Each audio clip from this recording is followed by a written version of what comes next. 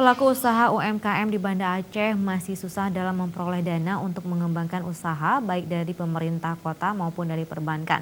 Pemko Banda Aceh meminta pelaku usaha UMKM dapat memanfaatkan kredit usaha rakyat dalam pengembangan usahanya.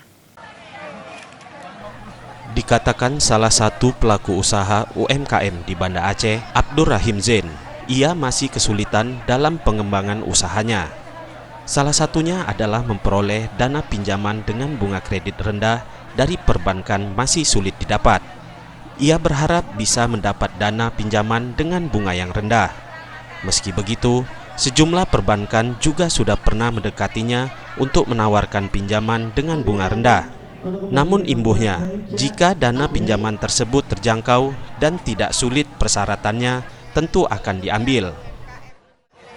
Sedang permohonan sendiri ini kami lihat juga masih bermasalah sekali ini. Kalau kita dengar ya, kalau kita setiap ada kegiatan-kegiatan disampaikan oleh pihak-pihak perbankan yang menilai modal ini, itu memang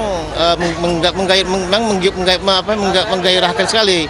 Tapi ketika kita lakukan waktu kita lakukan untuk proses untuk mendapatkan bantuan itu kita mendapat kesulitan itu mengenai persyaratan yang ditetapkan itu, seperti kita harus punya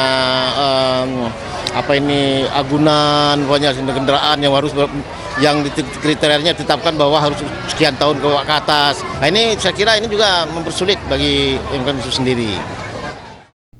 Kendala permodalan menjadi salah satu kendala yang dihadapi UMKM di Banda Aceh. Karenanya, pemerintah Kota Banda Aceh saat ini juga telah membentuk Lembaga Keuangan Mikro PT Mahira Muamalah Syariah. Keberadaan MMS ini untuk memberikan bantuan permodalan bagi usaha kecil dan menengah di Banda Aceh. Tim Liputan Aceh TV.